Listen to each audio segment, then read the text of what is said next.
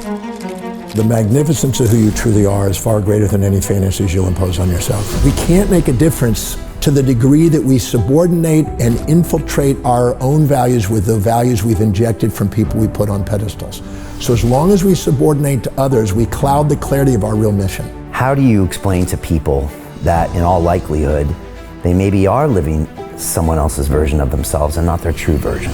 That guy's got a more stable relationship. That person's more fit. That person's more spiritually aware. Freud called that the superego, which is an injection of an outer authority's values into your life.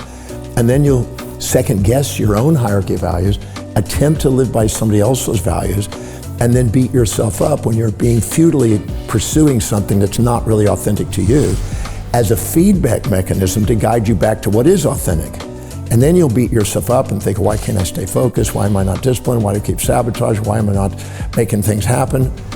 And you're not designed to do because you're trying to be second at being somebody else instead of first at being you. Each of the symptoms in our body are feedback mechanisms. Physiologically, psychologically, sociologically, there are feedback mechanisms, homeostats, trying to help us maximize our potential in life. If we know how to interpret them and see everything on the way, not in the way, we use it wisely, and we don't have to be governed from the outside because we're self-governed from the inside because we're interpreting reality in a way that allows us to maximize our potential. How do people start to recognize those things? How do you start to be aware of all of these things around you? Every time we have an imbalanced perspective and our ratios of perceptions are imbalanced and we're seeing more positives and negatives, which create amygdala-driven impulses. We store that in our amygdala and hippocampus, which has been called the subconscious mind. And so all pairs of opposites is what real love is. Love is the growth factor when you finally realize that they're both there. They're constantly there, but we subjectively bias our interpretations of reality and only see one side at a time. Once we see both sides at a time, we're poised, present, purposeful, prioritized, and we're productive. And that's where our power is.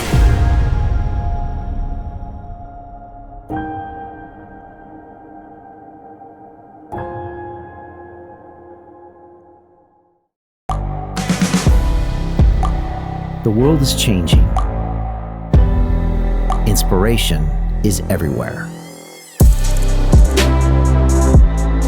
It has never been so easy to connect, share, and bring people together. We're learning from others and finding the best in ourselves. Challenging our beliefs. Sharing our vulnerability. Overcoming our fears. Transforming ourselves so we can transform the world. How far can we go? This is London Real. I am Brian Rose. My guest today is...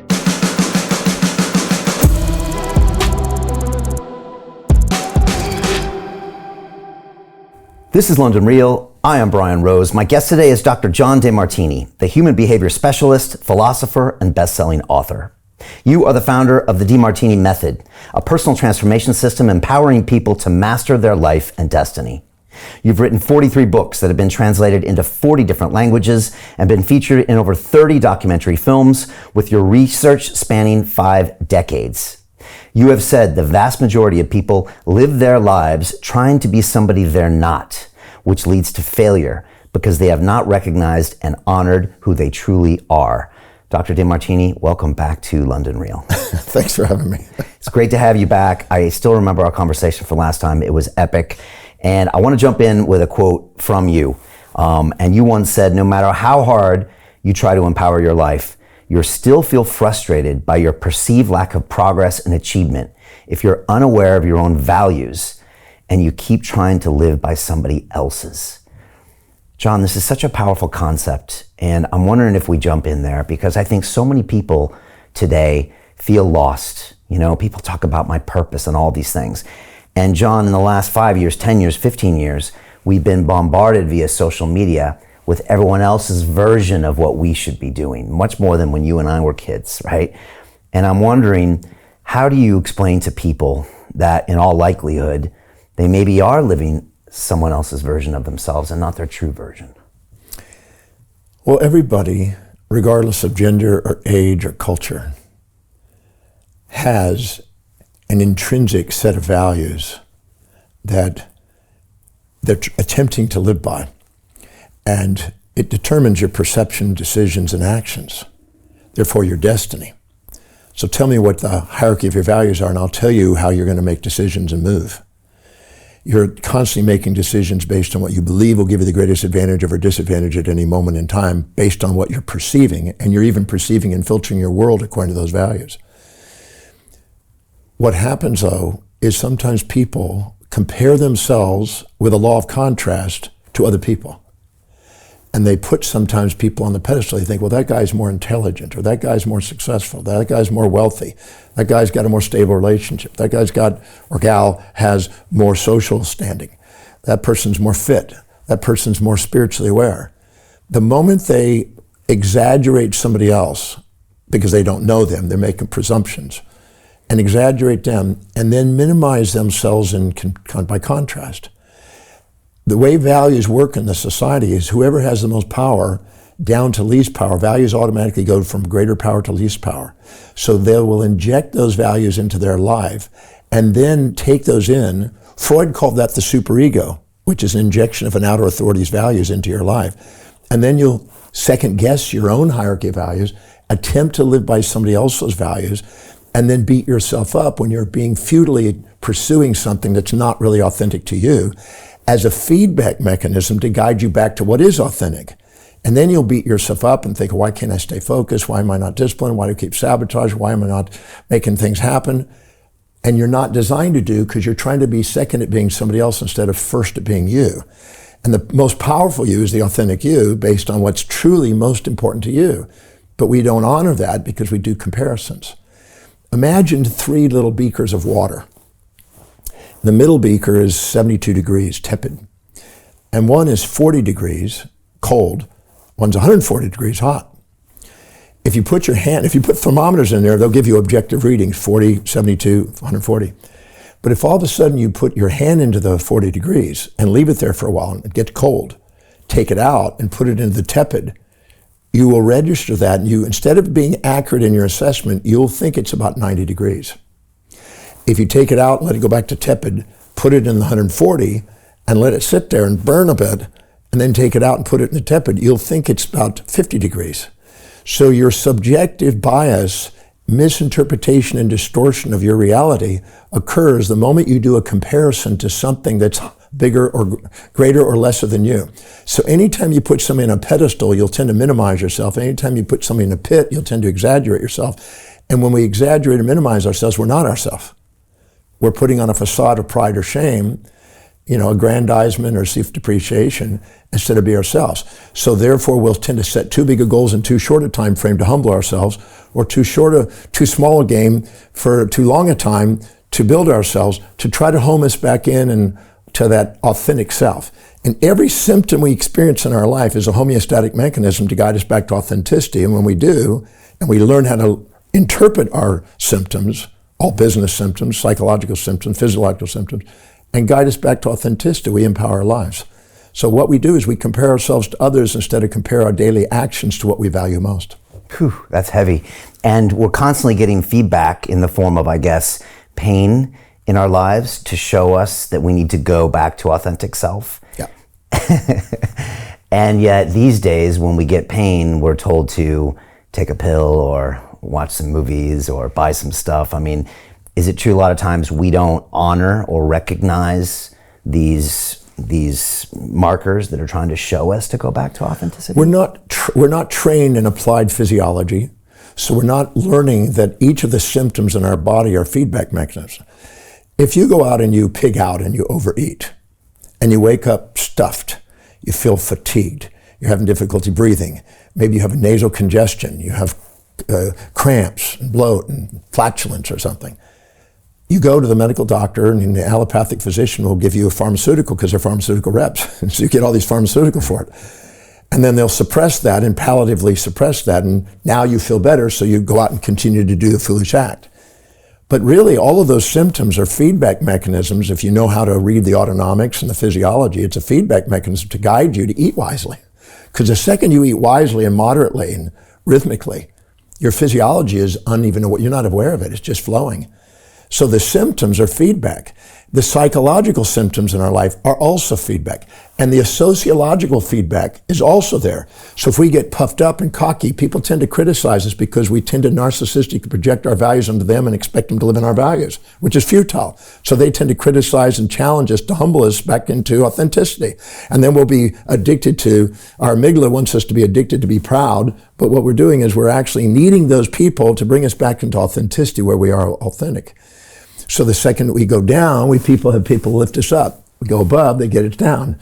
Kind of like a resistance factor on the market when it goes up and an assistance factor when it goes down. We tend to, over or under. But nature is trying to get us back. So physiologically, psychologically, sociologically, there are feedback mechanisms, homeostats, trying to help us maximize our potential in life.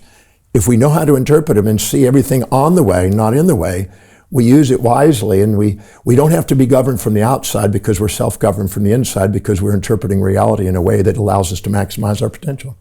You mentioned on the way, not in the way. This is one of your great phrases.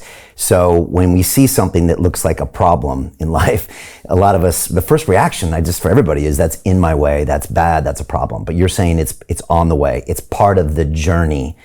How do people start to recognize those things? How do you start to be aware of all of these things around you? Can I share a story? Please. So I have a guy who asked for a consult. He owns a big company in Africa. And he was driving down the highway, the freeway. 4 cars came up and surrounded him. Guys with masks on came out with guns and machine guns and came up to his car and stopped him, banged out his window, unlocked the door, grabbed him, put a thing over his head and put him in the trunk. Okay, you would think that's a bit stressful. Yeah, that's some feedback. That's So he gets in the trunk and they drive for like 5 hours to the middle of nowhere. He had no idea where it was initially. And they basically said they want a very large sum of money. It's a ransom. And they've got the evidence that they've got their family and they're going to kill their family if he doesn't do this. Okay, this is pretty stressful, most people would think, right? So he goes there and he ends up having to get the money. It takes him a period of time because he didn't have liquid cash. He had money in assets, but not liquidity, so he couldn't just hand him money.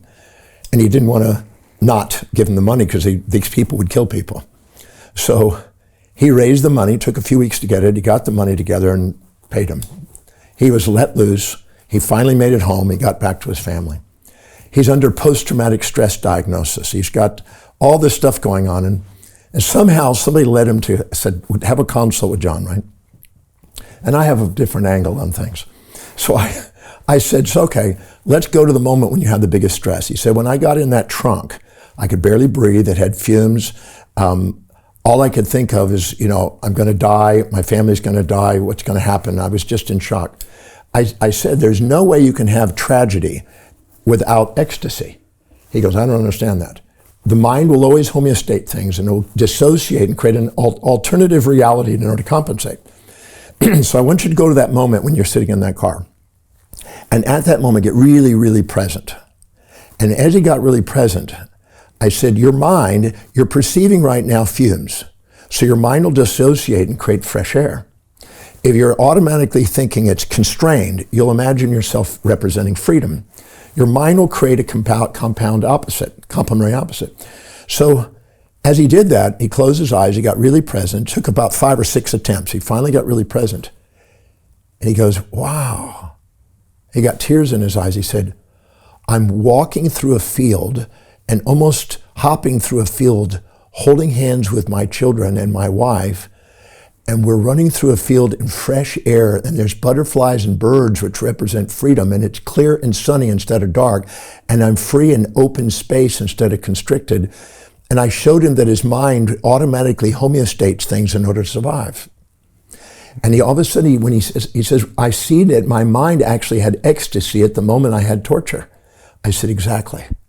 And he says, and now I'm having tears in my eyes, and I'm not frightened about the torture, and I'm not, it's like there's some sort of synthesis. I said, well, the moment you have a synthesis, this is a sympathetic stimulus, this is a parasympathetic stimulus, that put them together, you get a beta wave and you get a delta wave, you get an alpha wave. The alpha wave gives you a gamma synchronicity in the brain, and you get this aha and eureka moment, you get tears in your eyes, confirming that you now see things as they are, not only one side.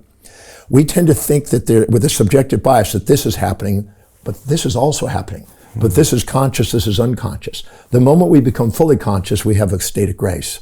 So he became fully conscious, and I went through frame by frame by frame through each of the moments he thought he was in trauma, and showed him what his mind did, and showed him how his mind balanced it out. And he was just calm, and he just sat there and he says, I don't feel the torture, I don't feel the trauma, I don't feel any of that. And then I said, now what was the benefit of being in there in that moment in the thing? He said, for the first time since I got married, I really, really appreciated my family. He said, I have been working like a dog, working long hours, focused on building a business, making lots of money and everything else. And I think I was just kind of going to the edge. I was getting feedback from my wife that if you keep going like this, we're going to be leaving. So he was sitting on the edge. He was intuitively knowing that, but he was not doing anything about it because he just felt cocky because he's proud of what he was doing and accomplished. He said, when I did that, I realized I really loved my wife. And I didn't know how much I did until that moment. I didn't realize that. Now, while I was in this situation and way from the business, I've been pushing everybody in business to try to get them to take command. But the truth was I kept interfering with it by robbing them of accountabilities, by this is how you do it and everything else. And they couldn't rise to the occasion. When I was away, all these people rose to the occasion and my business flourished more than normal. And they said, so I got my family appreciated. I got to have my business growing. And when I came back, I had lost a bunch of weight because they didn't feed me. I had hypertension, my blood pressure came down. Now I'm doing yoga, I'm spending time with my family and everything else. My business makes more money than it did. And I said, how much was the ransom? And I'm not going to tell you, and how much did it make? He said, I'm still profited after the ransom because I got out of its way. And he says, what was interesting is my intuition was letting me know I was on the edge of my marriage, letting me know I was on the edge of my health, letting me know I was on the edge of the frustration with the management of the business because I was in the way. And he says, right now, if it wasn't for those individuals that just ransomed me and hijacked me, I might be dead, I might be divorced, I might collapse my business. Right now, I have a feeling I'd like to thank those people. So he said, I said, well, then close your eyes and imagine them. And he closed his eyes and he said, thank you for giving me my life back. So we think, Stephen Wolfram, who's a mathematician, said that entropy and disorder is missing information. Claude Shannon said the same thing, and two guys from MIT talked about missing information. And order is reclaiming the information, seeing it, negentropy. And so we sometimes think we know what's going on with our subjective bias and we have opinion, but we're actually missing information. He was missing information when he was labeled post-traumatic because he was seeing only one side, the trauma. When I showed him the other side of the information and put the two together and he had full information, he saw the hidden order in the apparent chaos, and all of a sudden he was in a state of gratitude because he realized that his intuition and his own unconsciousness was making sure this was the only way he could have done it. I said, could you have gotten that outcome? He said, I've hired consultants, I couldn't get that outcome. This is the only thing that I could do to get that outcome. Right now I feel gratitude. I said, now you've healed, there's no post-traumatic. He hadn't had any post-traumatic stress since then. And yet today, John, everyone is using that word a lot. Trauma, trauma, trauma. I had trauma. Now we're treating the trauma, not with that method, with other ways. So it feels, and if you hadn't have done that, he would have walked around his whole life thinking about that incident as a traumatic one and probably would have lived his life in the past and maybe not even move forward. Every time we have an imbalanced perspective and our ratios of perceptions are imbalanced and we're seeing more positives and negatives, which create amygdala-driven impulses towards, or the other one more conscious of the negatives, unconscious of the positives, more negatives than positives, and then we have now the instinct away. Anytime we do, we store that in our amygdala and hippocampus, which has been called the subconscious mind. It stores the information, and it's there for fear of predator and to seeking prey again. So it's storing to make sure we survive. It's a survival response, but it's incomplete. Because within the predator, there's opportunity. Within the prey, there's downsides. If a person has nothing but prey, food or whatever, and they're gluttonous and they're fat, and there's no predator, they'll get gluttonous fat and they'll lose fitness. If they get predator without prey, they'll get emaciated and starve without fitness. but you put the predator and prey together in a food chain and keep them in check. You'll eat just enough to make sure that you're fit, and you'll maximize your fitness and keep on the edge. So you must have maximum growth and development occurs at the border of support and challenge. And so all pairs of opposites is what real love is. The love is the growth factor when you finally realize that they're both there. And they're constantly there, but we subjectively bias our interpretations of reality and only see one side at a time. Once we see both sides at a time, we're poised, present, purposeful, prioritized, and we're productive. And that's where our power is. Those 5 Ps you want to constantly have in your life.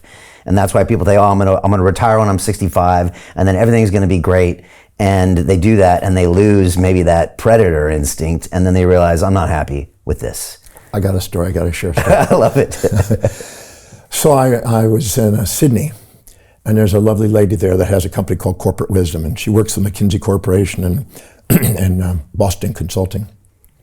And so they had this client. They said, John, can you come in and just kind of be with this client? I said, sure. So I fly up to Melbourne with this group, and we're sitting there, and I meet with 4 executives first. And it's a company that's a paper company and a forestry company, and they make all the paper pretty well in Australia. And the guys are talking there, and they said, well, you know, we've got a CEO. He's 63 years old. He's sort of fading and ready to retire. And the company is losing its edge. We were number 1, now we're number 4. And he's just not there. We either want to fire him up or fire him out and take over, because we know we can make this company go again. So one way or the other, let's get him fired up or fire him out. Can you help us? I said, sure. So we come in there, and I asked the guy. He finally came in, the executive, the founder. I said, I'm going to give you 5 minutes to tell me what you believe, what you assume is happening in the business. And whenever you hear dissociations and blames on the outside, you know it's all BS. So he said, well, the Japanese are doing this, and they're coming in at different price margins, and we can't do that. And this is what's happening in our market, and this regulation came in, and he gave all these things outside. And I said, now that the BS is out of the way, you've catharsed out the BS, I'm going to ask you a very powerful question. I said, what is it that inspired you to start this, found this company? And he looked at me and paused for a second. And he looked at the guys, and he said, when I was a boy, there was segregation between the rich and the poor, and the blacks and the whites. And I was in an area that all of a sudden desegregation occurred, and I had to get on a bus, and I had to go over to a really nice school. The very first day I went to the school, I was the only guy on the bus that didn't have new shoes, new clothes, new paper, new pads, new, school supplies. When I got to class, I felt, by the law of contrast, humiliated, rejected, devalued, out of place. I didn't want to be there. It was so humiliating that as I went through the day and felt completely squashed, I didn't want to get on the bus to go home. So instead of doing that, after everybody left, I walked around the entire school in all the trash cans, and anywhere where I saw paper or a pencil or a pen in the trash can, I grabbed them. I walked home with all the paper, and I cut the paper out and put a weight on it and kind of moistened it and heated it and put a weight on it and glued the end and made my own pad of paper. So I was not embarrassed the next day by having a pad of paper. I grabbed some pencils and I sharpened them. I washed my shoes. I had my clothes as clean as I could. And I went the next day so that contrast was less. I started this company because I didn't ever want to have a kid be put in that situation when they didn't have paper. When he shared that story, everybody in that room, including me, was in tears. The executives never heard the story. And all I said to him afterwards, I said, did you forget the kids? Did you get so successful that you depurposed yourself? Anytime you start to think you're successful, you tend to go to lower priority things. By the law, they call the moral licensing effect. You tend to go depurpose yourself to go to lower priority things to humble you from your pride, to get you back in authenticity. And if you don't do that and get back to authenticity, you lose the clarity of your mission. Forget the mission. Forget the reason why you're there. He said, I I lost my mission. I said, now make a decision. Do you want to fade out and you are fading out, or are you going to be inspired? And then he said, now I'm frightened. I said, what is the fear? He says, I've been giving an impression, even though my whispering intuition has been whispering to me, been an impression that I'm going to be home finally for my wife, because I basically sacrificed my family during these years. And he says, and I'm afraid of that. I'm afraid, I'm used to being in command. I'm afraid when I go home, I don't know who I am. And I said, well, retirement, there's nothing wrong with retirement as long as it doesn't get in the way with your work, your mission. He says, I bet if you went to your wife, I bet she's got anxiety too about you coming home, because you're used to telling people what to do, and she's not looking forward to that. And he says, well, that's definitely evident. He says, do you think you can talk her into maybe keeping your mission going, and maybe just scheduling some time to be with her and making it where it's a vacation or something like that? And he looked at me and said, I needed to hear that, because I've been basically programming that I'm supposed to retire at 65. And I said, and I don't even know where that came from, but it's there inside me somehow. And I said, well, have a conversation with your wife and make a decision. Are you going to be on board or are you off board? Because if you're going to be on board, let's take command and let's turn the company. If not, let's give it to people who are ready and eager and thirsty to want to take it. He made a decision to do it. In 3 months, the company was turning. In 6 months, back on top. It had nothing to do with the world on the outside. You know, it's all about the inside. And most people, I said in The Secret many years ago, when the voice and the vision on the inside is louder than all opinions on the outside, you begin to master your life. When we have intrinsic drive, which is part of an expression of our highest values, we are empowered and we're unstoppable, and we do incremental momentum building achievements that become a legacy building. But the second we go and try to let extrinsic systems become the false causalities of our reality, we automatically hold ourselves back from our greatness. And he got on track, back on track, because he remembered his mission. Wow. So John, how do people get in touch then with that intrinsic mission, those intrinsic values, especially in a world that feels more noisy than it ever was? Is it noisier than it ever was? I think it is. Well, there's so much stimulus we have access to, because you got a phone, you got a computer, you're in connection with the outer world so easily now. So yeah, we are bombarded by that. So of course, that's partly a choice. We could just turn the thing off and say, forget it, but that's hard to do for most people. I had somebody in my program this weekend, and he said, he put his hand up and he says, I don't know what I want to do. And I said, BS. I said, I've been doing this for 51 years. I said, I know better. Everyone knows what's inside them they want to do. Everyone knows. But they've got all these anxieties around it to make them lie to themselves about what they feel called to do. So I said, what do you do every single day? This guy's about 40, 45 maybe. I said, what do you do every single day that nobody has to remind you to do, that you spontaneously do, that you love doing? He says, I don't have anything like that. I said, what do you do every single day that you spontaneously do, that you love doing, that nobody has to remind you to do? He says, I don't know. I said, what do you do every single day that you spontaneously do, that you love to do, that nobody has to remind you to do? And he says, I spend a lot of time watching YouTube videos and reading on personal development. I said, that's probably what brought you to this program, isn't it? He goes, yep. He says, I definitely do that. I said, how long have you been doing that? He said, 25 years. And how many hours a day, probably on average, would you say that? He says, it depends on the weekend or day, but it's 2 to 5 hours a day. I said, now, I can tell you, nobody will accumulate that information without having a desire to disseminate it. Do you communicate with people around you and you constantly share that? He goes, yes, I do. I constantly go to that and try to help people. I said, now, there's 7 fears that block people from going out and telling themselves what they really want to do. 7, okay. Yeah, 7 basic fears. One is the fear that I'm not intelligent enough, not knowledgeable enough. Because you're comparing yourself to other people that's been doing it longer, you think, well, who am I to do this? So you never get off the ground. But instead of looking at, you've got 25 years of doing this, and there's people out there that don't have that you could help in the journey, and those other people are going to die out someday anyway, and you'd be at the top if you did. But you're letting that stop you. The second one is that I might fail at it, or I might not succeed at it. And that's because you don't have a plan. You haven't sat down and organized a strategic plan and mitigated the risks with anticipation and foresight. And the third one is that I might not make money at it, or I might lose money doing it. And that's because you don't have a plan, again, to make sure you're meeting the customer's needs to do it, and use feedback systems to make sure you meet those needs and have a system for it. And then I said, well, what would happen if all of a sudden my wife doesn't want the insecurity of me taking on another job and taking the risk. So the fear of losing loved ones and the respect of loved ones can stop you. And he goes, yeah, you naming all of mine, all of them are sitting there. Then your fear of rejection, because all the other people that are doing well, they're going to, well, if I don't do it, then I'm a failure. And you're comparing yourself to other people instead of comparing your actions to your own dreams. And the other one is that you don't have the vitality and energy. Yeah, I'm 40-something, do I have the energy? Is it too late? And, do I really have the vital energy? But if you're not doing what you really love to do, your energy is definitely going to be drained. Your reticular activating system is going to make sure of that.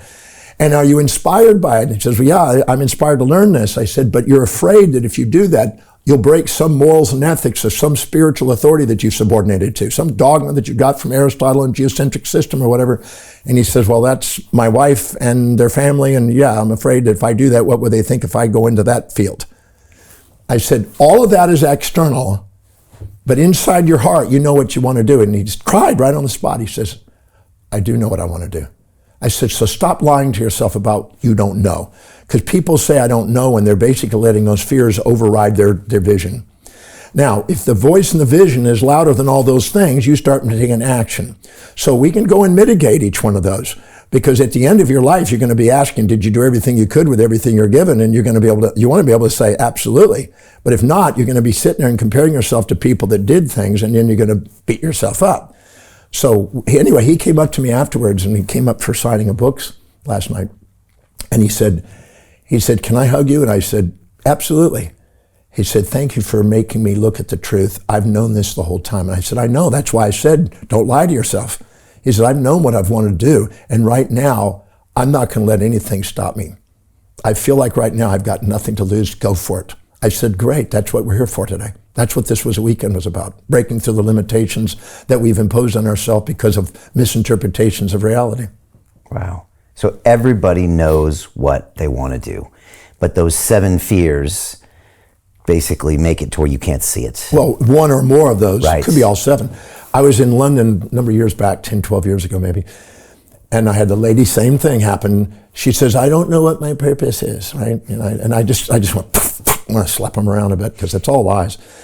And I said, so what do you do every single day that nobody has to remind you that you're inspired to do? And she goes, I don't know. I said, what do you do? And I kept doing this 2 or 3 times. Finally, she says, I just spend time with my kids all day. I said, fantastic. So you spend most of your day with your kids. Yeah, they're with me most of the day. I said, you love being with your kids? She got teary-eyed. She says, I love my kids. I said, is that what your dream has been? She goes, but is that good enough? She said, I said, Rose Kennedy, her mission statement, because I got a book from the Kennedy family, and I'd had her actual mission statement written in it. It says, I dedicate my life to raising a family of world leaders. That was her mission. Wow. I said, so you're a mother, and right now we've got an economic need for children, because right now we've got a population issue. It says mothers are probably most assets on the planet right now. So if you're basically going out there and willing to go after being a mom and do it, she said, well, that's all I've wanted to do. I said, the only reason why you pretend like you don't know what you want to do is because you're comparing yourself to another woman out there that somehow is doing something different. So who is that? She goes, I think I know 2 of them. I said, what is it? I said, well, there's this woman who's got this major business. She's doing extremely well. She's not dependent on a guy, and she's got some kids, but she's got nannies and au pairs. She's got all these people taking care of it and specialists and stuff, and she runs this business. And I constantly compare myself to her, and I feel like a schmuck. I feel like I'm not doing anything. All I'm doing is taking care of kids. And I said, she has a hierarchy of values as business, and the kids are down below. And she's delegated those to lower, and she's become efficient because she's delegated lower part of things. So she doesn't have your set of values. Your values of children are at the top. So if you try to go against that, you're going to end up having internal conflict. She says, well, that's it. Every time I try to do something in business, some emergency comes and I got to go take care of the kids. I said, because your kids are most important. And then she has this other lady that's involved in philanthropy, and she's got a kid, but she's got a wealthy husband. And so she was comparing herself to somebody with a different set of values. And anytime you do that, you're destined to beat yourself up. Because you can't be. Anytime you try to live in other people's values, you have futility. Anytime you try to get other people to live in your values, you got futility. And that's designed to allow yourself to love what you do and communicate what you're excellent at in terms of what other people love to do, and respectfully dialogue with people and respect their individual values. So when she actually did that, she said to me, she said, so you're saying it's enough to be a mom? I said, is it not enough? It's the key of your heart. That's what you want to do. And she started crying. She had tears in her eyes, and she came up and hugged me, and she said, that's all I've ever wanted to do. But I've never been able to give myself permission to allow that until right now. Thank you for giving me that permission. I said, be the greatest mother you can possibly do. And you have dreams for your kids. She said, I have dreams for my kids. How do you know that your kids won't do something extraordinary on the planet? And because of your efforts, you built businesses, you built philanthropic things, you built all those things for your children. She dreamed, she said, that is my dream, to do them extraordinary kids. I spend all day long teaching them, educating them, inspiring them, doing them, making them, taking places, and everything else. I said, then honor your hierarchy of values and honor that you're a mother, an extraordinary mother. And we have few of those today. The people in the room applauded her. And I didn't ask for that, they just did it. And that was the perfect thing for her to get as a feedback, to honor that that's what her real calling was. So we go around, and some people are dedicated to family, some are dedicated to business, some are dedicated to spiritual quests, some are intellectual quests. All of them are necessary in society, and all of them are valuable in society, but we sometimes compare people in the success field only to business, only to finance. But the reality is, the people in business require those people working for them that have the different values. Yeah. And without that, we don't have a business. So we have to honor all the values and not put one greater or lesser, but honor all because they're all necessary. In fact, all businesses will automatically strive for androgyny to make sure they have a balance of the male and the female side. And if they don't, the business is skewed.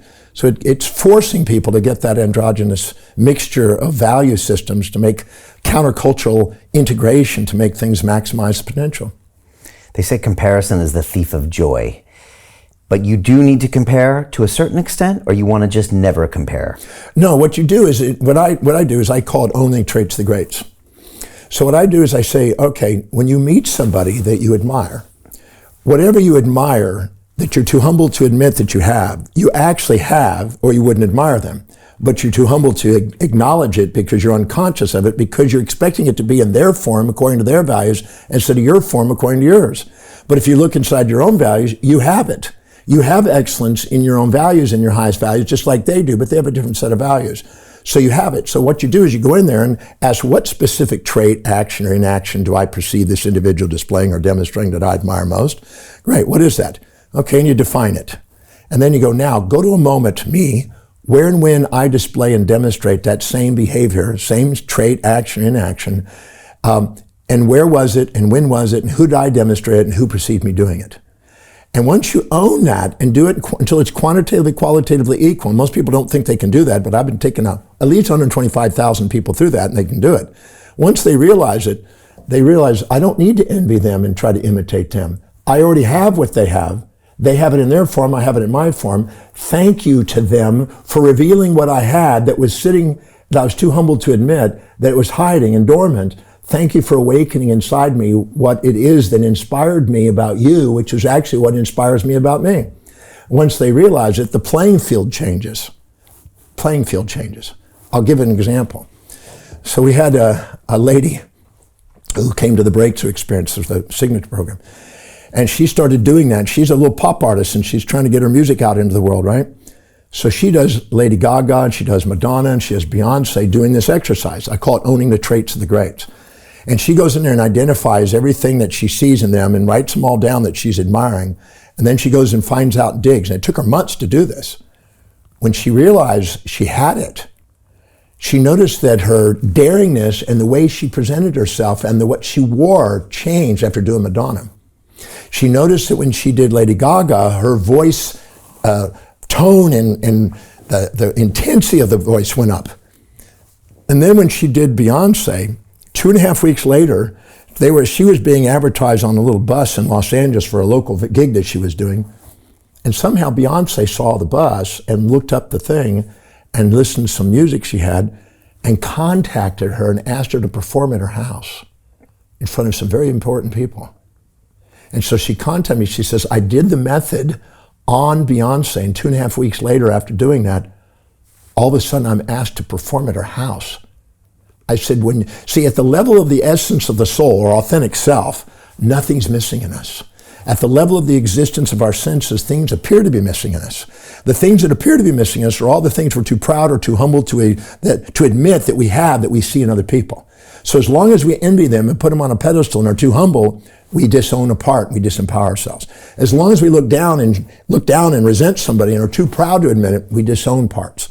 And anything that we try to look down on that we resent is actually something we're ashamed of and dissociated from and looking down on to avoid, and they're reminding us of what we don't love in ourselves.